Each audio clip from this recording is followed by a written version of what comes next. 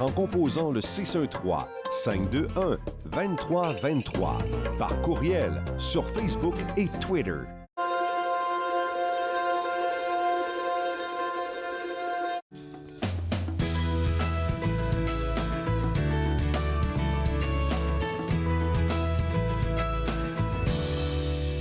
Bonjour et bienvenue entre nous exclusivement sur les ondes de TV Rogers. Je suis Claude-Andrea Bonny. Je me ferai un réel plaisir de passer la prochaine heure avec vous.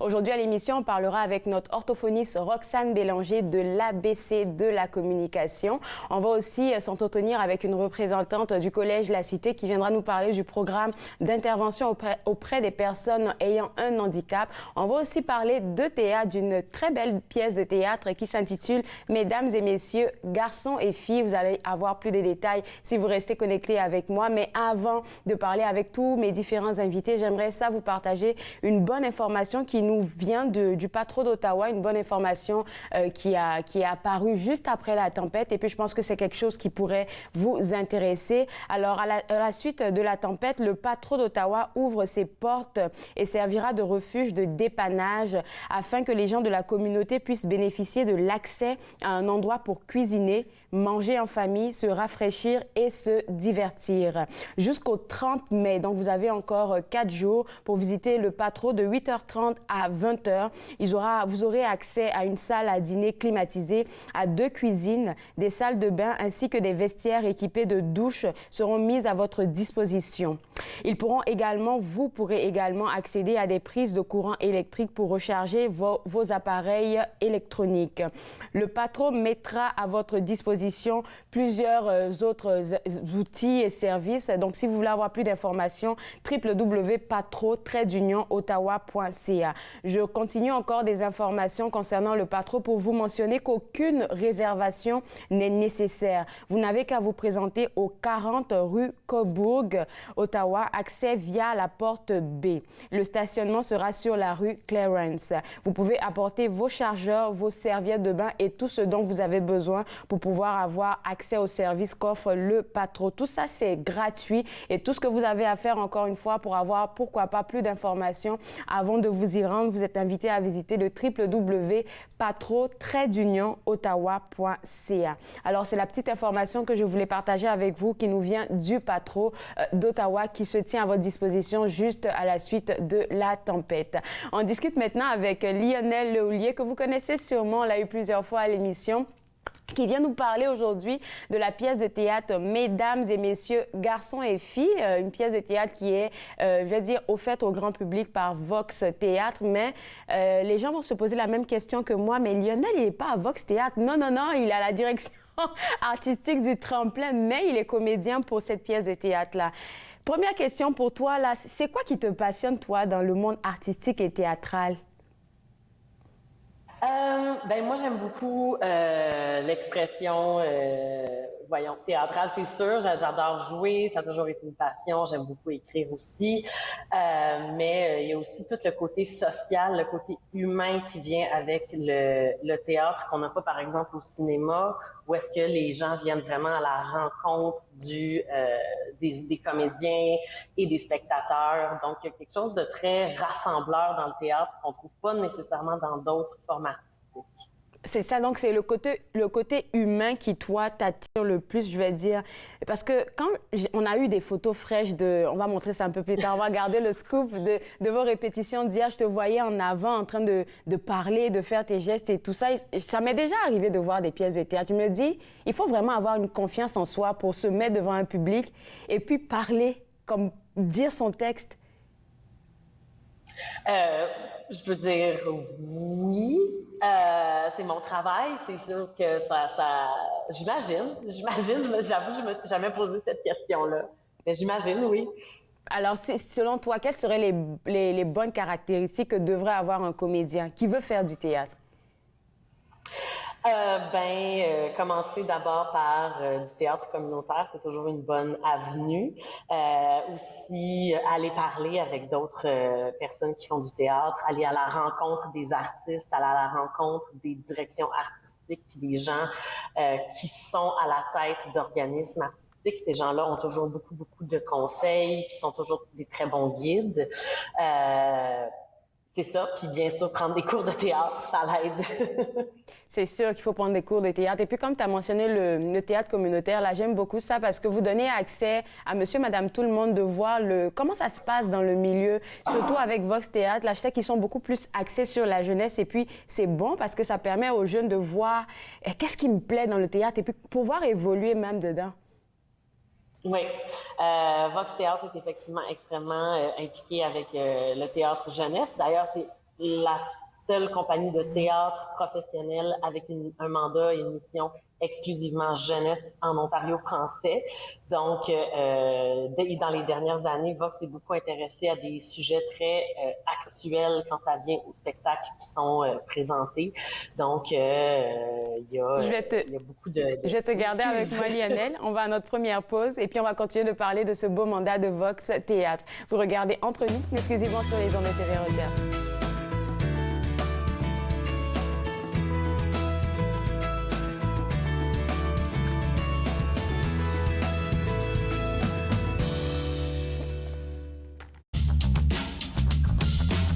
Cette émission est présentée par Télé-Élan. Vous êtes enfin aux commandes. Pour en savoir plus, visitez rogers.com.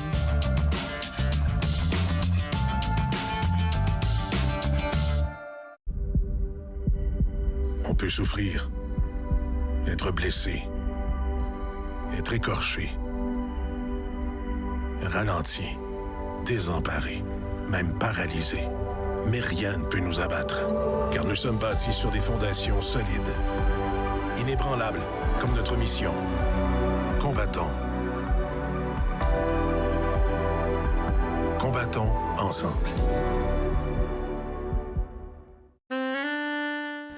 À la prochaine émission Promenade dans le temps, je vous invite à découvrir le Château Montebello, un des hôtels les plus prestigieux du Canada, et le lieu historique national du manoir Papineau à Montebello, un lieu d'histoire et de mémoire.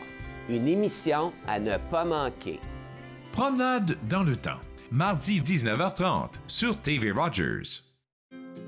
À la prochaine émission, je vous raconte mes souvenirs de mon voyage au Maroc et je cuisine avec Daniela un couscous royal. Bouffe sur la route, dimanche 20h sur TV Rogers.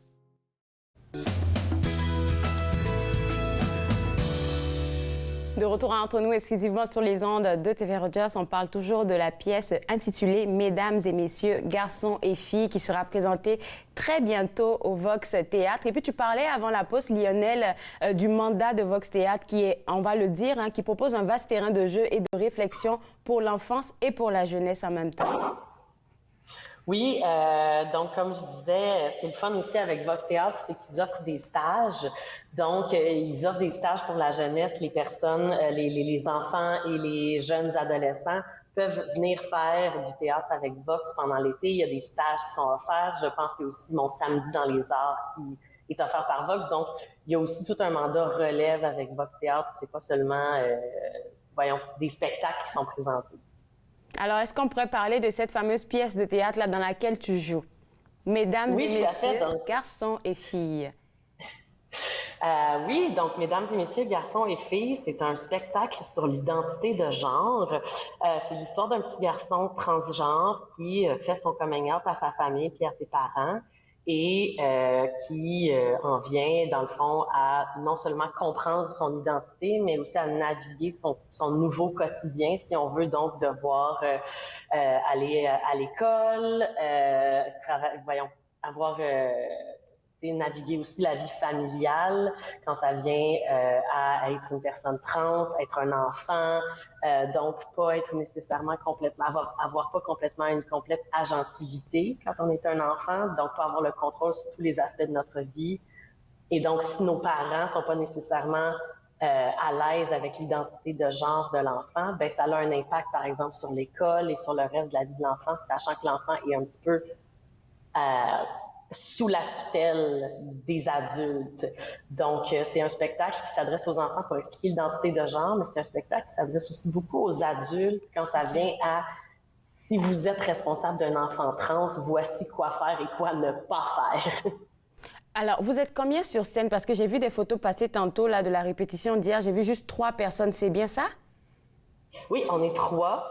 Moi, je joue Finn, qui est le petit garçon trans, et je suis accompagnée de Alexandre Gauthier et Lisa Léger, qui, eux, jouent 2 et 3 rôles chacun. Je me dis, c'est tellement fou, là. Gérer une direction artistique d'un théâtre, là, c'est déjà beaucoup de travail. Puis je me demande comment tu trouves le temps de faire et des répétitions et puis de présenter ce spectacle, là, les 27 au 29. Ben, c'est sûr que c'est toute une question de gestion d'agenda, mais ça se fait. Puis je veux dire, moi, c'est ça ma passion, c'est jouer. Donc, je trouve ça important. Puis je veux dire, le Tremplin, on est un théâtre communautaire, donc, et moi étant à la direction artistique, j'ai pas vraiment l'opportunité de jouer avec le Tremplin, et de toute façon, je préfère donner la place aux autres. Mais donc, dans ce cas-là, si je veux jouer, ben il faut que j'aille un petit peu plus vers les compagnies de théâtre professionnelles de la région. Oui, définitivement. Et puis, il y a des termes que peut-être que j'ai déjà entendus, mais j'arrive jamais à le retenir. Et j'aimerais ça que tu nous expliques, s'il te plaît. On va commencer déjà avec ce qu'on appelle une lecture publique dans le monde théâtral. Ça veut dire quoi? Donc, une lecture, c'est quand, dans la majorité des cas, ça dépend, mais dans la majorité des cas, il va y avoir des lutrins, il va y avoir un texte, et des fois, il va y avoir un peu de conception sonore, éclairage, il y aura rarement un décor. Donc, c'est vraiment plus, la vedette dans les lectures publiques, c'est le texte. C'est vraiment pour présenter le texte. Un peu comme ce qu'on a vu sur les photos. C'est ça que vous allez faire avec le spectacle. Exactement. Autre chose que j'aimerais te poser comme question, parce que j'ai envie de comprendre exactement ce que ça veut dire, la mise en lecture aussi. Est-ce que c'est pareil que ce que tu viens d'expliquer? Oui, sauf que nous, c'est aussi un laboratoire. Donc, c'est une mise en lecture laboratoire. Donc, il y a un petit peu de mise en scène, il y a de la musique live sur scène, il y a un concept. Donc, il y a quand même certains éléments du spectacle qui sont un petit peu plus aboutis que juste pour une lecture publique normale. D'habitude, on a eu un petit peu plus d'heures de répétition, puis il y a quand même certains éléments de mise en scène qui ont été mis en place. Puis les répétitions vont sûrement continuer. Ça va prendre combien d'heures, ce spectacle-là? D'habitude, on parle d'environ 110 heures de répétition. Dans ce cas-ci, je pense qu'on est un petit peu plus proche du 130, étant donné que c'est une création. Et ça étalé sur à peu près 1 an jusqu'au spectacle qui va être présenté dans son entièreté en 2023. Est-ce que vous êtes, en ce moment-là, c'est possible pour vous d'accueillir une salle pleine? Je pense que oui. C'est une bonne question, mais je pense que oui. À ce point-ci, on est capable d'accueillir une salle pleine. Ce qu'on va inviter les gens à faire là dès maintenant, s'ils sont intéressés, c'est aller sur le site web pour prendre des billets. Comme ça, au moins, on sait qu'on a réservé notre place d'avance. Alors là, vous serez 3 sur scène à faire le spectacle, la mise en lecture. Je l'ai dit, la lecture publique, je sais qu'est-ce que c'est maintenant. Donc, la lecture publique, vous allez la faire devant ce beau public-là, le 29, je pense, à 16 heures. Oui, exactement, à la nouvelle scène Gilles Desjardins. Et le 27, qu'est-ce qui se passe le 27? Le 27, c'est qu'on a des matinées scolaires, donc on a des écoles qui viennent voir la présentation publique du spectacle. Donc, le dimanche, c'est, public général, donc n'importe qui peut venir. Demain, c'est vraiment juste des écoles qui viennent. Et puis, on parle de vous accueillez des jeunes de quel âge, la tranche d'âge que vous attendez à recevoir? C'est des 7e et des 8e années. Donc, si je ne me trompe pas, on parle d'environ 12 à 14 ans, à peu près. Écoute, on va te laisser aller. Je sais que tu as travaillé très fort hier pour les répétitions et que ça va encore continuer. Fait qu'on va te laisser souffler et puis inviter les gens à aller prendre des billets sur le site web. Merci, Lionel. Merci beaucoup. Bonne journée. Toi aussi. Alors, vous autres à la maison, pour suivre l'actualité du Vox Théâtre et pourquoi pas pour prendre vos billets dès à présent pour le spectacle Mesdames et Messieurs, Garçons et Filles, ça sera au www.voxtheatre.ca. On va prendre une pause et juste après la pause, on va s'informer à propos du programme d'intervention auprès des personnes ayant un handicap. C'est un programme qui est offert au Collège La Cité. Vous regardez Entre nous, exclusivement sur les ondes de TV Rojas.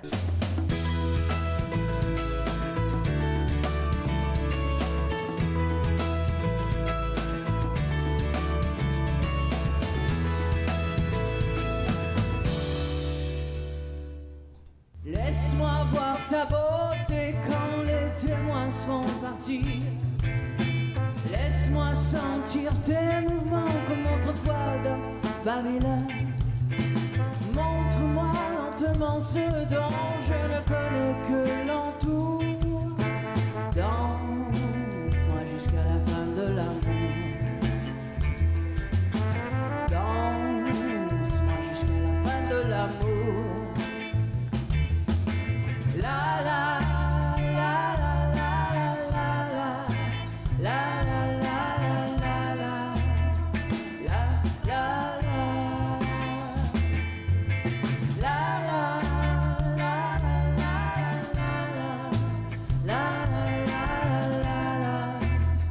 la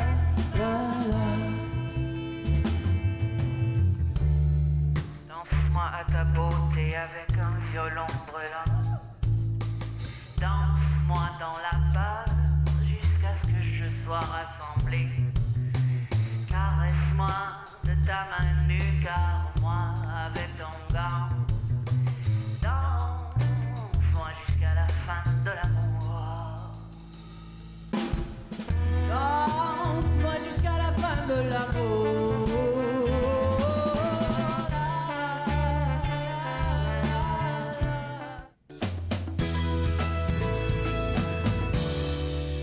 De retour entre nous exclusivement sur les ondes de TV Rogers, on s'informe maintenant sur le programme d'intervention auprès des personnes ayant un handicap. Et pour en parler, la coordonnatrice du programme, Sylvie Rozon. Et puis, Madame Rozon, il faudrait mentionner que ce programme-là, il se trouve dans le volet sciences humaines. Tout à fait. Alors, nous faisons partie de l'École des sciences sociales et humaines au Collège La Cité. Alors, tout d'abord, là, on veut savoir un peu, vous, votre parcours, si vous nous le permettez. Qu'est-ce qui vous a mené à ce poste-là? Oui, moi, je suis psychoéducatrice de formation. Alors, j'ai eu le bonheur de travailler avec des personnes qui vivent avec une déficience intellectuelle ou un trouble du spectre de l'autisme sur le plancher, comme on dit. Alors, autant dans le milieu scolaire, dans les résidences où habitent les personnes, dans les centres de jour. Alors, j'ai eu l'occasion de travailler dans différents contextes pendant plusieurs années. Et maintenant, j'ai le bonheur de partager un peu cette passion-là. Alors, c'est un peu là ce qui me passionne, c'est justement de partager mon vécu, mes expériences avec les étudiants maintenant. Alors, quand vous partagez votre vécu, vos expériences avec les étudiants, je suppose que vous le faites surtout en début d'année, là, quand ils viennent d'arriver tout doucement, là, vous commencez à partager tout ça. C'est quoi que vous voulez qu'ils retiennent? Écoutez, c'est un domaine dans lequel, lorsqu'on travaille avec des personnes qui vivent avec une déficience intellectuelle ou un trouble du spectre de l'autisme, on fait la différence dans la vie des gens au quotidien. Alors, effectivement, ce que je veux qu'ils retiennent, c'est ça, c'est de l'importance, l'impact qu'ils ont dans la vie des gens et à quel point c'est un travail valorisant d'accompagner ces individus-là à tous les jours. Oui, définitivement. Là. Et puis, je pense que ça prend beaucoup de qualité, de bonne qualité pour pouvoir exercer dans ce domaine-là. C'est quoi ces qualités selon vous? Écoutez, ce qui est important pour devenir un intervenant dans le domaine, c'est certain qu'on recherche des gens qui sont capables de travailler, qui ont le goût d'aider les autres, hein, évidemment, qui sont capables de travailler en équipe parce que c'est beaucoup du travail de collaboration qui se fait au quotidien. On a besoin de gens qui sont capables de prendre des initiatives, prendre des décisions, parce que des fois, il y a des situations dans lesquelles on doit agir rapidement. Alors, d'être capable de résoudre des conflits, des situations peut-être plus difficiles, ça nécessite aussi beaucoup de créativité. Et des fois, on doit faire preuve d'originalité pour trouver des solutions à différentes problématiques. C'est aussi un travail qui nécessite une certaine force physique, parce que des fois, on peut avoir à travailler avec des personnes, oui, qui ont une déficience intellectuelle, mais qui ont aussi des besoins physiques. Et avec la réalité des personnes vieillissantes, on a beaucoup de personnes, surtout en milieu résidentiel et en centre de jour, qui sont vieillissantes, qui ont des besoins sur le plan physique également. Alors, ça demande des bonnes techniques, des bonnes stratégies pour éviter de se blesser également. Définitivement. Et puis, je pense aussi de la patience, parce qu'il faudrait de la patience pour accompagner les personnes qui ont un handicap. Tout à fait, tout à fait. La patience, c'est vraiment un élément clé, un élément très important parce que des fois, il faut répéter les mêmes consignes, il faut poser les mêmes gestes pour que ça soit assimilé. Fait que oui, c'est certain que la patience, c'est très important aussi. OK, là, ça me vient, là, c'est pas une question piège. Sentez-vous à l'aise de répondre. Là, je me demande si, dans votre programme, vous recevez plus de femmes que d'hommes. Définitivement plus de femmes. Par contre, je dois dire que depuis les dernières années, le nombre d'hommes a tendance à augmenter un peu, ce qui est quand même important et intéressant parce qu'on a des personnes pour lesquelles on a des soins corporels, administrés, tout ça. Puis c'est possible des fois qu'il y ait des hommes qui disent, ben moi, je suis plus à l'aise d'avoir un homme qui va m'aider à prendre ma douche, mon bain, etc. Alors, quand on peut offrir ce service-là, c'est certain que c'est intéressant. Fait que oui, on a toujours besoin d'hommes dans le domaine, ça c'est certain. Est-ce qu'avec la pandémie, là, vous avez eu plus de demandes pour ce programme-là? Écoutez, les demandes dans le domaine sont énormes. Alors, juste pour donner un exemple, je reçois des offres d'emploi des organismes à toutes les semaines. Les demandes, les besoins sont criants. Alors, les étudiants qui s'inscrivent au programme, les possibilités d'emploi sont excellente. La grande majorité, je vous dirais, des étudiants qui sont allés en stage cet hiver ont été embauchés directement dans leur milieu de stage. Alors, c'est pour dire à quel point là qu'il y ait des demandes dans le domaine. Oui, c'est tellement vrai. J'en ai déjà parlé avec quelqu'un à l'émission, si je me rappelle plus qui, mais il y a un besoin dans ce domaine et puis aussi dans le domaine pour les personnes aînées aussi.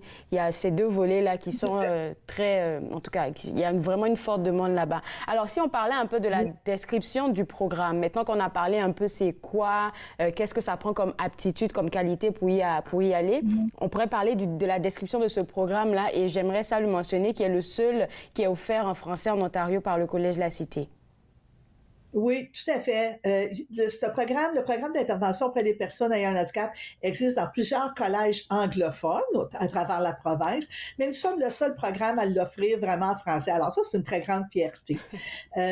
Au niveau de la description du programme, écoutez, c'est un programme de 2 ans. Dans lequel on a des cours très variés. Fait que oui, il y a des cours de relations d'aide pour aider les étudiants à comment rentrer en contact avec les autres, comment communiquer, tout ça. On a des cours de stratégie d'intervention, on a des cours d'intervention familiale, parce que les échanges avec la famille c'est très, très, très important aussi dans notre domaine.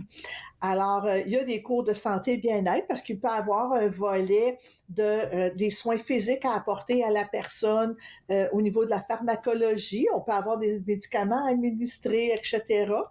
Alors, il y a vraiment une belle variété de cours et ça se boucle de façon très plaisante, je dirais, très valorisante. Ça finit avec un beau stage pratique. Alors, l'étape 4 du programme est consacrée là, en très grande partie au stage pratique, là où les étudiants ont la chance d'aller mettre en application toutes les connaissances et toutes les compétences qu'ils ont acquis pendant leur formation. Alors, c'est un volet que les étudiants aiment beaucoup, beaucoup aller en stage. Je sais qu'on va en parler après, juste après la pause, là, dans quel domaine que les gens peuvent aller. Mais si on revient un peu sur les cours, puisque vous voyez qu'il y a une forte demande, est-ce que pendant que quelqu'un il commence sa première année avec vous autres, c'est possible pour lui d'aller faire du bénévolat? Au moins pour voir comment... Oui. Tout à fait. On a plusieurs organismes et moi, j'encourage toujours les étudiants à s'impliquer au sein de la communauté. Alors, et ça, c'est pas rare que les organismes vont m'envoyer justement des possibilités de bénévolat. Fait que ça peut être une activité qui a lieu, là, j'ai en tête, du côté du Québec, il y a la marche de l'autisme dans laquelle habituellement ils vont me solliciter parce qu'ils ont besoin de beaucoup de bénévoles pour la réalisation de cette activité-là. Alors, je trouve que c'est gagnant-gagnant. Ça permet aux étudiants de se familiariser avec la clientèle, puis ça rend un grand service aux organismes, là. Alors oui, c'est toujours quelque chose qui est très en demande, puis qu'on encourage beaucoup les étudiants à s'impliquer dans la communauté à tous les niveaux. Écoutez, Mme Roson, je vais vous garder avec moi. On va prendre une pause et juste après, on va aller creuser pour savoir dans quoi est-ce qu'on peut travailler si on gradue de ce programme-là. Excellent. À bientôt. Vous regardez Entre nous exclusivement sur les ondes de TV Rogers.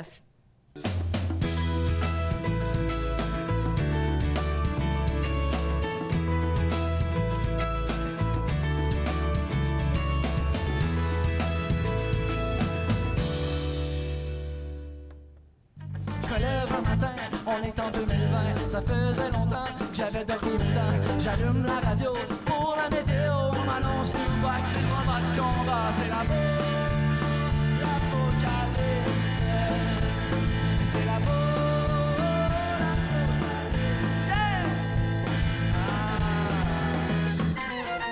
J'ai été hot se mettre à manger le chlore dans un lac d'éclore d'uranium et de phosphore. Les morts se déterrent, le cimetière est ouvert. J'ai même aperçu Hitler faire un appel au cellulaire. C'est l'apocalypse. C'est l'apocalypse.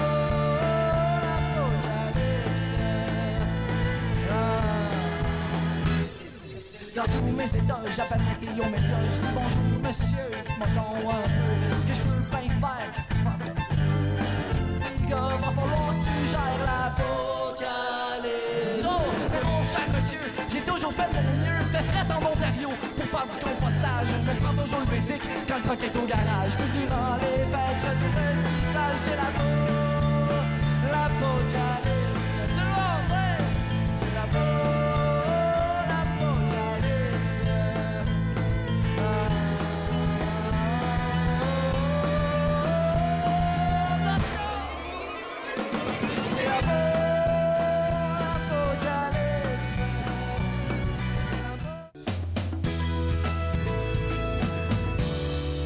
De retour entre nous exclusivement sur les ondes de TV Rogers, on s'informe toujours à propos du programme d'intervention auprès des personnes ayant un handicap, un programme qui est offert par le Collège La Cité. Et avec moi, sa coordonnatrice, Madame Sylvie Rosan. Et avant la pause, on a parlé un peu des différentes caractéristiques qu'une personne devrait avoir pour aller dans ce programme-là.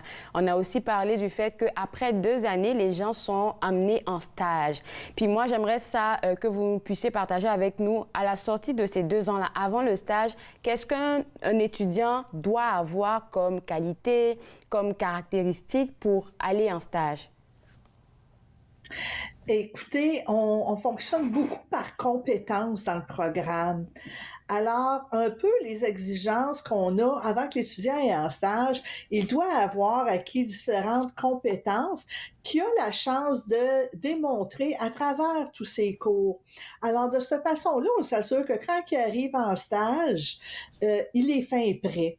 Je vous ai donné un exemple tantôt, j'ai parlé que le travail d'équipe est important. Alors ça, c'est une compétence essentielle pour nous. Alors, à travers les différents cours théoriques, c'est une compétence qu'on va évaluer. Alors, la capacité de la personne à travailler en équipe. Alors, on s'assure que quand il arrive en stage, ce sont des habiletés que l'étudiant possède. Alors ça, c'est tout à son avantage. Alors, quand vous donnez ces outils-là qu'ils ont et puis qu'ils partent en stage, comment vous vérifiez que... Parce que moi, je me dis que c'est un domaine assez sensible. Donc, comment vous vérifiez que l'étudiant a vraiment assimilé tout ce qu'il a appris durant son stage? OK. On fonctionne beaucoup, comme j'ai mentionné, les compétences. Fait que c'est certain qu'il y a des suivis rigoureux. Dans ces cours, on fait beaucoup, exemple, d'études de cas, des simulations.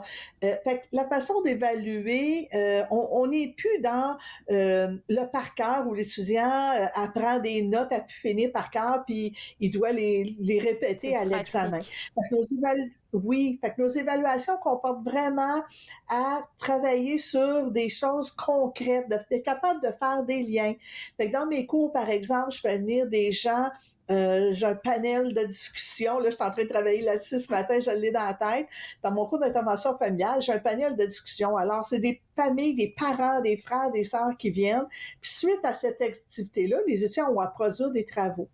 Alors, c'est vraiment, oui, des évaluations plus pratiques qui vont amener l'étudiant à développer davantage les compétences nécessaires lorsqu'il va arriver en stage. Et lorsqu'il est arrivé en stage, la façon qu'on évalue vraiment les compétences dans le stage comme tel, oui, il y a des grilles d'évaluation, des travaux théoriques à produire, mais le professeur qui le supervise va également faire des évaluations avec la personne qui le supervise dans le milieu pour s'assurer de la bonne évolution de l'étudiant tout au long de son stage. Ça, c'est une très bonne affaire parce que, comme je l'ai dit tantôt, là, c'est parce que ce milieu-là, il est assez... c'est valeureux de travailler dans ce domaine-là, mais en même temps, c'est assez sensible pour vraiment avoir tous les outils. Donc, quand les étudiants, ils terminent le stage et qu'ils graduent, enfin, c'est dans quoi qu'ils peuvent travailler? Vous avez parlé tantôt des organismes à but non lucratif, mais je pense qu'il y a d'autres domaines. Oui, tout à fait. Quand les étudiants, après le stage, c'est la dernière étape avant la diplomation, et après sont amenés, là, il y a beaucoup de possibilités, puis c'est ça un peu la richesse de notre domaine, je trouve. Ils peuvent travailler en milieu scolaire, dans les écoles, où ils accueillent les élèves qui ont une déficience intellectuelle ou un trouble du spectre de l'autisme. Ils peuvent également travailler dans des centres de jour, où on retrouve des adultes qui vont faire différentes activités ou qui travaillent. Ils peuvent aussi travailler en milieu résidentiel. En milieu résidentiel, je dirais que c'est là qu'il y a le plus d'emplois, parce qu'une résidence, c'est comme une maison, comme chez vous, comme chez nous, où habitent des adultes qui ont des déficiences intellectuelles et où ils ont besoin d'intervenants 24 heures sur 24, 7 jours semaine, 365 jours par année. Alors, le besoin, il est très, très, très grand à ce niveau-là également. Fait qu'ils sont amenés à travailler autant avec des enfants, des adultes, des personnes vieillissantes qui ont une déficience intellectuelle. Fait que dans notre programme, on s'assure de couvrir la clientèle 0 à 100 ans. J'aime ça. C'était ça ma question. C'était ça ma question. Donc, si vous couvrez toute la clientèle, je pense qu'ils sont assez préparés là pour travailler dans n'importe quel domaine. Alors, quand quelqu'un finit de graduer de ce programme-là, est-ce qu'il peut décider d'être à son propre compte? On a des étudiants, exemple, qui peuvent devenir famille d'accueil, qui décident de devenir famille d'accueil.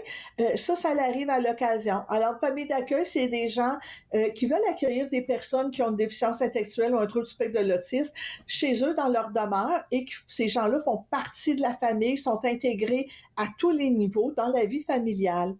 Alors, on en a des diplômés, des fois, qui décident de devenir famille d'accueil, puis qui accueillent des adultes qui ont des déficiences intellectuelles chez eux à la maison. Il faut beaucoup avoir comme qualité aussi, là, beaucoup aimer l'humain, je dirais, là, pour aller dans ce domaine-là. C'est pas juste la patience, mais l'humain et puis tout ce que vous avez dit aussi.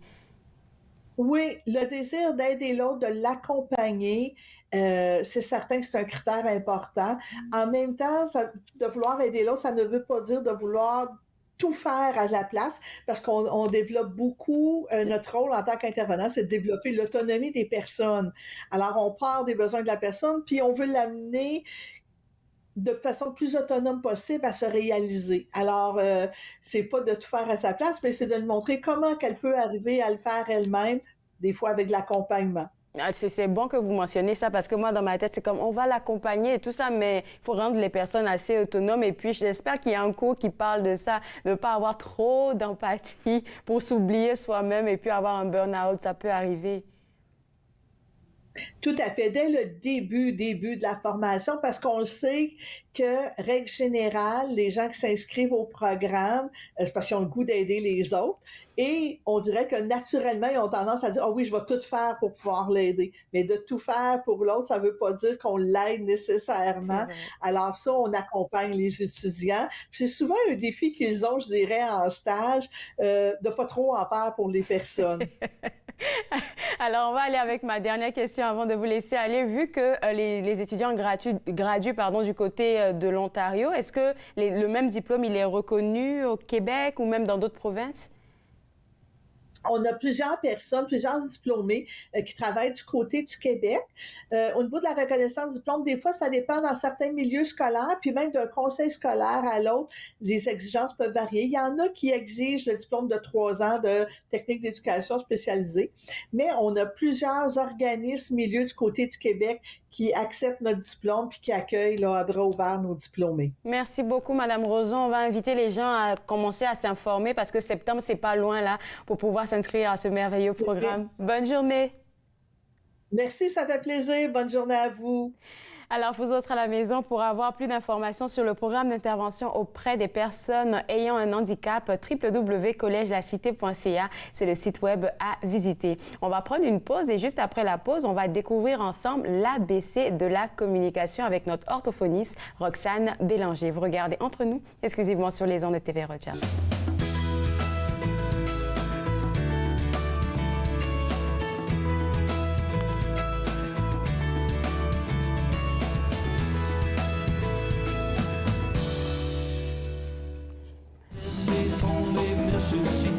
parti vers la gloire. Je veux devenir plus heureux, c'est beau de dire, mais faut le choix. J'ai retrouvé le goût de rire, retrouvé la joie de danser, retrouvé la flamme qui sert de tête, puis je l'ai réallumée. Quand la porte ouvre ses bras, il faut que tu sois là. Il y a tellement de mots qui passent, plus profond que toi et moi. Quand la grande porte s'ouvre, c'est important que tu y sois. J'ai plus le goût de marcher dans les couloirs du passé. J'ai vraiment plus le goût de jouer au jeu des cœurs brisés. J'ai retrouvé à force de parler l'importance de tous mes mots. Relever tous mes défis pour venir encore plus haut. Quand la porte ouvre ses bras, il faut que tu sois là.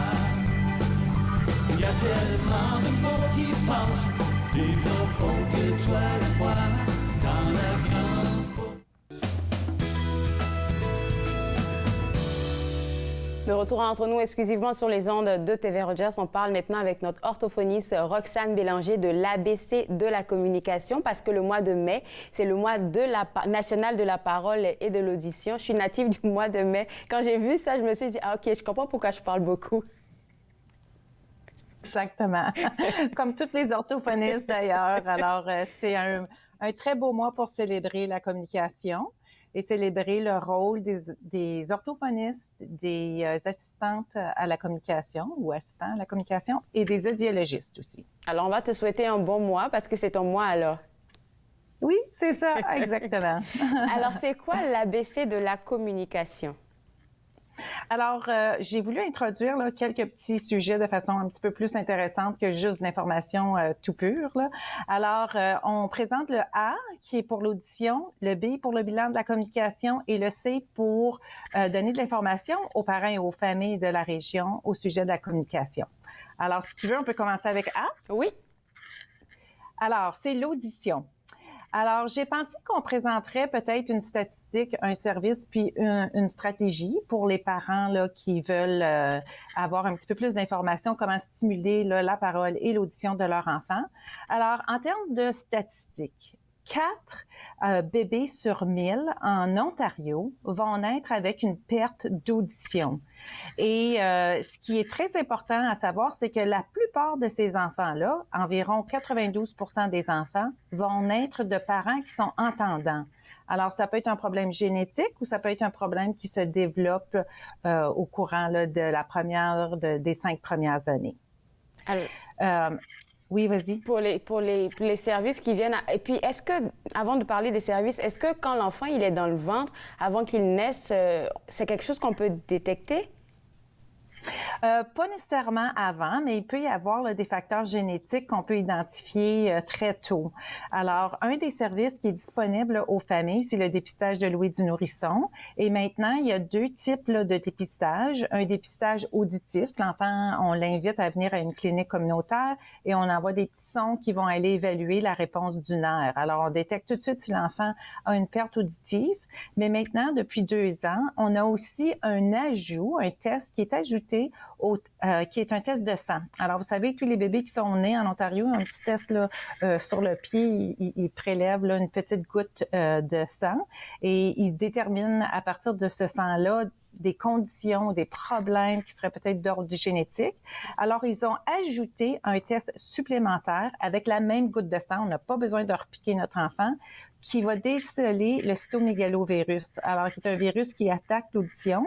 Et le test, comme il est fait à la naissance, on peut avoir des résultats très tôt dans la première semaine et potentiellement là, avoir de l'aide, des antibiotiques et un suivi très rapide avec le bébé. Est-ce que c'est quelque chose... On va repartir sur le nom du virus. Tu l'as appelé comment déjà? le cytomégalovirus.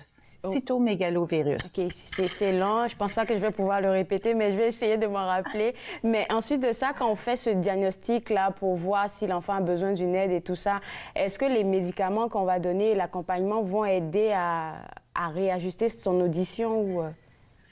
Ça ne va pas nécessairement réajuster, mais ça va peut-être empêcher la perte de se prolonger ou de s'accentuer. Et puis, ce qui est le plus important, c'est d'obtenir des services. Alors, un enfant qui a une perte auditive est à risque d'avoir une perte de la communication. Alors, on peut tout de suite intervenir, puis peut-être appareiller l'enfant avec une prothèse auditive. On peut aussi lui donner des services d'orthophonie avec un ensemble de stratégies, soit le langage gestuel, le langage oral ou une approche combinée. Là, c'est les stratégies que tu viens de nous donner en ce moment-là. Oui, un peu des services, mais un peu des stratégies. Ce que peut-être que les gens, en termes de la plus grande stratégie là, à peut-être adopter, c'est de s'assurer de, surveiller comment l'enfant se développe au courant de la première année. Parce qu'on peut avoir un enfant qui a un dépistage qui est négatif, donc il n'y a pas de perte, mais au courant de l'année peut avoir des difficultés avec son audition. Alors, si vous voyez que votre bébé est de plus en plus communicatif, interagit beaucoup, mais utilise moins de sons ou parle moins. Alors ça, c'est un petit risque. On veut surtout diminuer l'exposition aux jouets sonores, les jouets qu'on trouve très beaux puis qui ont beaucoup de bruit. Des fois, le son peut être très élevé, peut porter l'enfant à risque d'avoir une perte auditive. Même nous, comme adultes, l'usage de notre musique avec les écouteurs, on doit faire attention. Alors ça, c'est un petit peu les stratégies. Et puis aussi, il faut, comme tu as parlé de musique, là, tu sais, j'ai toujours des anecdotes avec mes neveux. Leur mère laissait jamais la musique vraiment très fort, même dans l'espace. Fait que quand on sort avec lui, qu'il y a du bruit, il n'aime pas ça. Là. Il dit non, il y a trop de bruit. Je suis comme, OK, c'est bon, là. Ton audition est correcte bon. alors. C'est ça. Et il y a un bon environnement pour protéger son audition. On va aller avec le B, qui est le bilan de la communication. Alors, notre bilan de la communication, c'est un outil de dépistage pour identifier les problèmes de parole ou de langage. Et pourquoi je présente le bilan de communication encore une fois, parce que j'en parle presque à chaque session, c'est qu'il y a environ un enfant sur 10 qui va présenter dans la période préscolaire, alors entre l'âge de 0 à 5 ans, un problème au niveau de la parole et du langage. C'est quand même important comme statistique et on sait que la communication est importante pour toutes sortes de raisons, pour interagir avec nos parents, notre famille, pour se faire des amis, mais aussi pour apprendre à lire et à écrire. Alors, on veut encourager les parents à utiliser notre bilan de la communication à tous les 6 mois. Et on peut commencer dès l'âge de 6 mois pour évaluer si l'enfant se développe bien. Avec notre bilan, on a les étapes de développement. Ce qu'un enfant fait, par exemple, à 1 an, utilise 3-5 mots, comprend des consignes dans l'environnement, se tourne à son nom, des jalons de la communication comme ceci. Mais ça va aussi explorer les signaux d'alarme. Alors, d'autres types de signaux qui sont reliés à la communication et qui peuvent peut-être affecter le développement général de l'enfant. Alors, des signes comme si l'enfant ne se retourne pas quand on nomme son nom. Ça peut être un indicateur d'un problème d'audition, mais ça peut être aussi un problème au niveau de la difficulté à développer sa communication. Si un enfant présente des jeux qui sont très stéréotypés et répétitifs, alors ça peut être un indicateur qu'il faut aller chercher d'autres aides. Et nous, dans le bilan de la communication, ça donne des indices aux parents, des stratégies et le nom d'agence avec lequel communiquer quand ces enfants présentent des difficultés. Et puis, avant même d'arriver au bilan de la communication, vu qu'on doit observer d'abord 6 mois avant de faire le premier bilan de la communication, comme tu l'as dit, là, je pense que vous avez des ressources sur votre site web qui permettent aux parents, pour ce 0 à 6 mois-là, de voir un peu comment il évolue et tout ça. Exactement. On a une foire de questions pour les familles de bébés. Alors, il y a plein de questions, des choses comme est-ce que mon enfant devrait, par exemple, mon tout petit bébé là, devrait comprendre tout ce que je dis? Est-ce que je dois quand même lui parler s'il ne comprend pas ce qu'il dit? Alors, plein de questions que les parents se posent et qui sont disponibles là, dans nos ressources, sur notre site web, dans la foire aux questions. Le bilan de la communication, je ne sais pas si je me trompe, mais je pense qu'il n'est pas juste en français. Il est en français puis en anglais. Et c'est ça. Et ça donne l'information là, dans les deux langues, la langue dans laquelle le parent se sent le mieux pour utiliser. C'est ça. Roxane, on va prendre une pause et puis juste après, on va parler du C parce qu'il y a beaucoup de choses à dire sur le C qui est la communication. C'est ça, exactement. Parfait. Vous regardez Entre nous exclusivement sur les ondes de TV Rogers.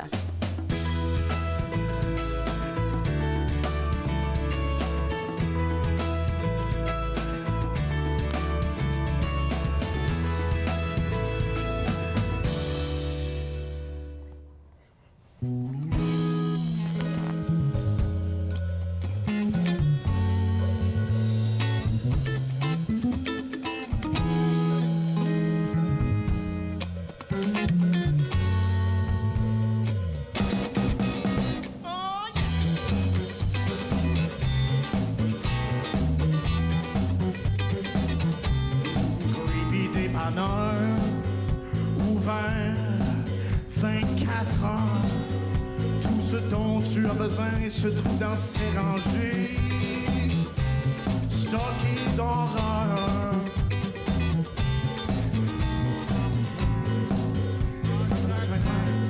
Mais torse nu, à côté sur le comptoir où tout le monde peut voir la vente d'accessoires pour substances défendues. Yeah! C'est vrai? Creepy, creepy, creepy, dépanneur. Gueuling, gueuling. Creepy, creepy, creepy, dépanneur. Puis-je vous aider?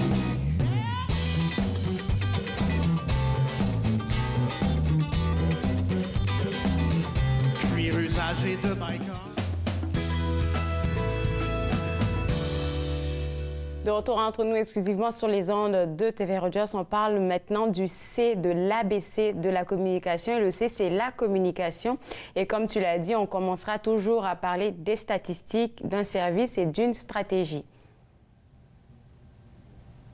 Bien, la communication orale, on sait que les enfants ont besoin de développer de très bonnes habiletés au niveau du langage pour pouvoir réussir mieux dans la vie. Mais pourquoi? C'est que souvent, les problèmes de communication à l'oral peuvent mener à des problèmes au niveau de la communication écrite. Et ce qu'on sait comme statistique, c'est que les enfants ayant un trouble de langage sont 4 à 5 fois plus à risque de développer des difficultés au niveau de la lecture et de l'écriture. Ça, c'est pour la partie langage. Pour les enfants qui ont des problèmes d'articulation ou au niveau de la parole, on sait que jusqu'à 30% de ces enfants-là vont présenter des difficultés au niveau de la parole, du langage écrit, donc de la lecture et de l'écriture. Alors, c'est quand même assez significatif comme difficulté. Et les orthophonistes, en préscolaire ou en scolaire, sont formés pour pouvoir aider là, les familles à développer des bonnes habiletés de communication orale, mais aussi de développer des communications qu'on appelle de conscience phonologique. Alors, c'est le lien entre le langage oral et écrit. C'est comme le petit pont là, qui va nous mener du langage oral, jouer avec les sons pour qu'on puisse associer les sons aux lettres. Et on veut encourager ces habiletés-là très tôt, de différentes façons.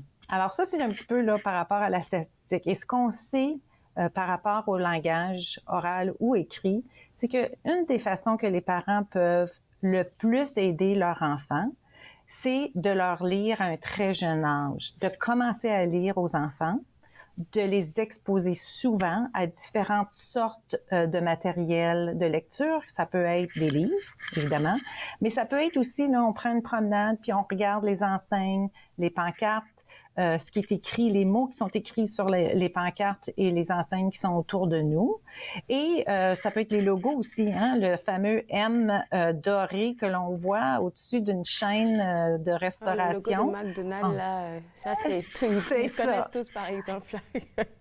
Exactement. Mais ça, c'est une façon de commencer à apprendre à lire et à écrire, de reconnaître qu'il y a des symboles, des lettres ou des logos qui forment des mots et qui veulent dire certaines choses.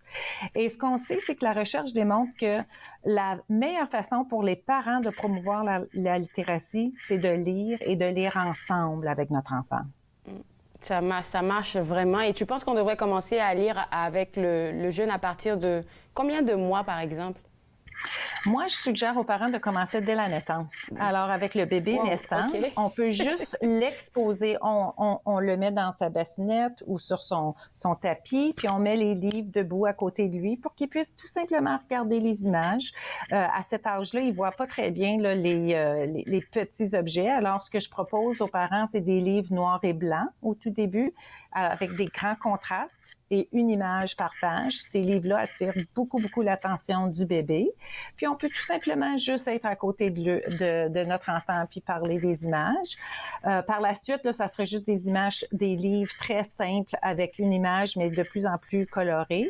Puis de l'associer à une routine. Alors, par exemple, quand c'est le temps de la routine du dodo, on s'assoit après le bain, après le pyjama, après la bouteille ou le sein, de lui donner un livre puis de tout simplement passer à travers. C'est sûr qu'au début, bon, le bébé est très inactif, très passif, mais on lui montre un petit peu comment utiliser le livre, on lui parle du livre.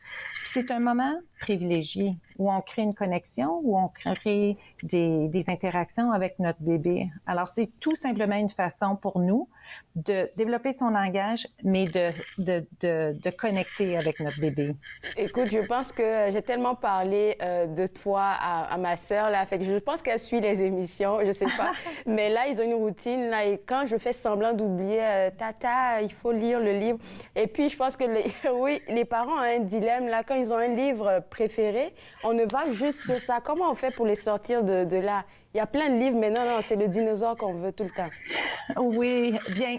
Moi, ce que je dis aux parents, c'est laissez-leur leur livre. Premièrement, si votre enfant aime ce livre-là, ça veut dire que l'expérience avec la lecture, avec le livre, va être positive. Et on veut surtout développer l'amour de la lecture. Croyez-moi, même si ça n'a pas de l'air possible en ce moment, ils vont vouloir changer de livre éventuellement. Alors, le but, c'est de lire ensemble quelque chose qu'ils aiment, puis on peut lire le livre, on peut parler des images, on peut parler de comment le dinosaure se sent, puis essayer de faire des liens avec la vie réelle de l'enfant. Par exemple, on voit que le dinosaure est fâché, bien, on peut faire des liens. Alors, au lieu de tout simplement juste lire le même livre encore et encore, on peut essayer de faire des liens dans la vie de l'enfant. OK, bon, merci, là, parce que ça commençait à devenir vraiment tannant pour moi de lire la même affaire tout le temps. Oui, puis souvent, je pense qu'une des questions que les parents se demandent souvent, c'est « Mon enfant, il n'est pas très intéressé, il ne reste pas longtemps avec le livre. » Surtout là, à l'âge bambin, quand ils commencent là, à ramper ou à marcher, leur attention là, est plus portée vers le mouvement. Alors moi, ce que je dis aux parents, c'est « Laissez les livres autour de lui. Laissez-en un ou deux disponibles, ouverts. Quand il s'intéresse, on en lit une ou deux pages et s'il repart pour pouvoir jouer là, avec les blocs ou les camions, on laisse notre bébé, notre bambin là, s'amuser. C'est vraiment l'exposition au fur et à mesure que l'enfant se développe, puis dans la routine. Associer le livre à une routine, à une activité plaisante de connexion. J'aime beaucoup qu'on t'ait sur l'émission, là. Pourquoi? Parce que tu as dit quelque chose d'important quand on est revenu de la pause, là, c'est que la communication orale, oui, c'est important, mais ça doit s'accompagner forcément de quelque chose. Sinon, il n'aura pas développé toute sa communication dans son intégralité. C'est ça, exactement. Donc, on veut vraiment là, s'assurer que dans la vie de tous les jours, dans nos routines, quand on change la couche, quand c'est le temps là, de préparer les repas, d'aller prendre une marche, de s'habiller pour aller dehors, on parle de ce qu'on fait, on ajoute là, du vocabulaire, des phrases, on essaie que l'enfant aussi participe. Alors, c'est pas juste une conversation dans un sens, mais c'est vraiment là, un échange, un petit peu comme un jeu de balle. Je prends mon tour, tu prends ton tour. Alors, laisser le temps là, à l'enfant là, de penser à quelque chose à nous dire, pas nécessairement toujours poser des questions non plus. Souvent, on essaie de poser des questions pour tester, mais ça n'encourage pas la vraie communication. Alors, on veut là, faire des commentaires, avoir du langage qui fait réfléchir l'enfant. Qu'est-ce que... Tu sais, je vais mettre ton soulier là, dans ta main. Ouais. Penses-tu que ça va fonctionner, ça? Alors, tu sais, juste créer des petites occasions pour qui vont créer des moments de communication. C'est ça. C'est ça. Merci beaucoup, Roxane, pour ta participation cette saison. C'est ta dernière participation de la saison. On espère te revoir en studio en septembre. Absolument, ça me ferait très plaisir de venir, surtout en personne. Oui, en personne. Oui, c'est ça, en personne. Oui. Merci beaucoup. Et puis, on se revoit en septembre. Je te souhaite un bel été. Merci à vous tous. Merci à toute l'équipe. Merci. Alors, pour vous autres à la maison, www.premiermot.ca, c'est le site web de Premier Mot où est-ce que notre orthophoniste Roxane Bélanger travaille. Et puis, comme elle a mentionné, c'est important pour les parents, surtout ceux qui ont des enfants à partir de 6 mois, de pouvoir faire gratuitement le bilan de communication. Encore une fois, le site web, c'est le www.premiermot.ca. On se voit juste après la pause pour partager avec vous quelques informations. Vous regardez Entre nous, exclusivement sur les ondes de TV Rogers.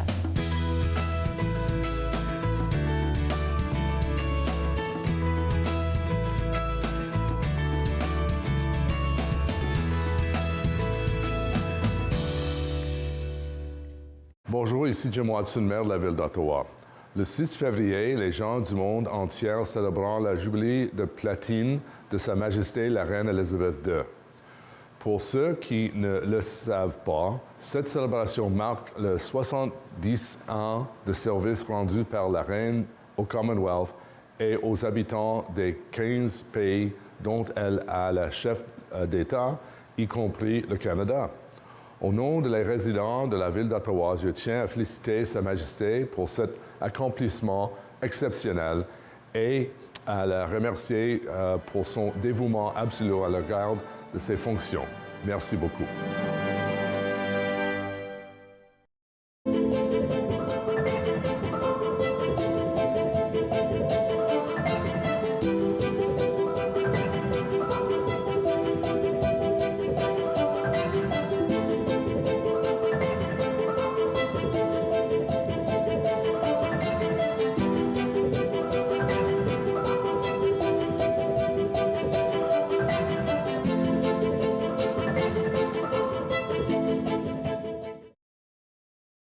Prochaine émission de Vivre Ensemble. Je m'entretiens avec Pat Miller, styliste personnel pour hommes, investisseur immobilier. On parlerait de son parcours. C'est un rendez-vous. Vivre Ensemble, lundi 19h sur TV Rogers.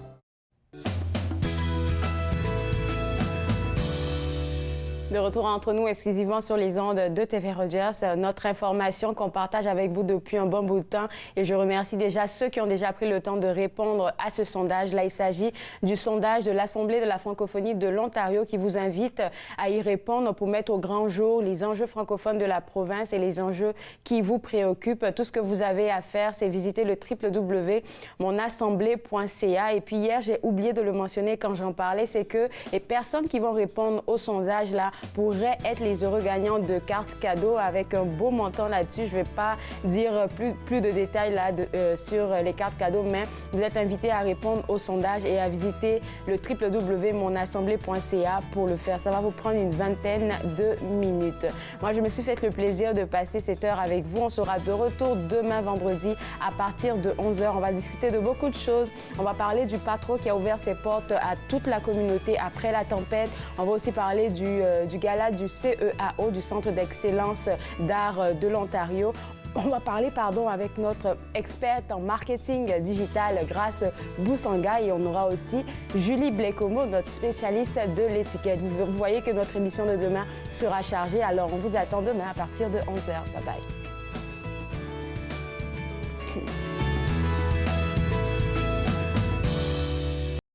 Faites-nous part de vos commentaires en composant le 613-521-2323 par courriel sur Facebook et Twitter.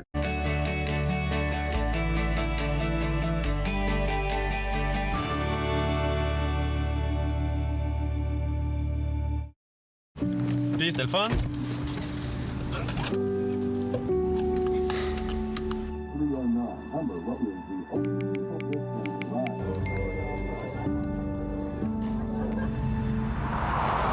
Regarde l'auto.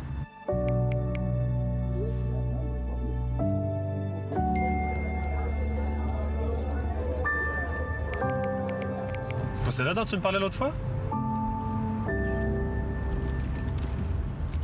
Ce ne sont pas les plateaux lourds ou le rythme rapide qui rendent la tâche difficile. Ce n'est pas le rythme effréné des demandes des clients. Ce n'est pas le patron qui vous demande de travailler un autre quart de travail à cause d'une collègue malade. Ce qui est difficile, c'est quand vous réalisez qu'un client a atteint sa limite d'alcool et que vous devez prendre la décision de refuser de le servir. Refuser de servir de l'alcool, ce n'est pas personnel, c'est la loi. Merci aux serveuses et aux serveurs de l'Ontario qui s'acquittent de leurs tâches difficiles. Nous savons que ce n'est pas facile, mais nous comptons sur vous pour assurer notre sécurité.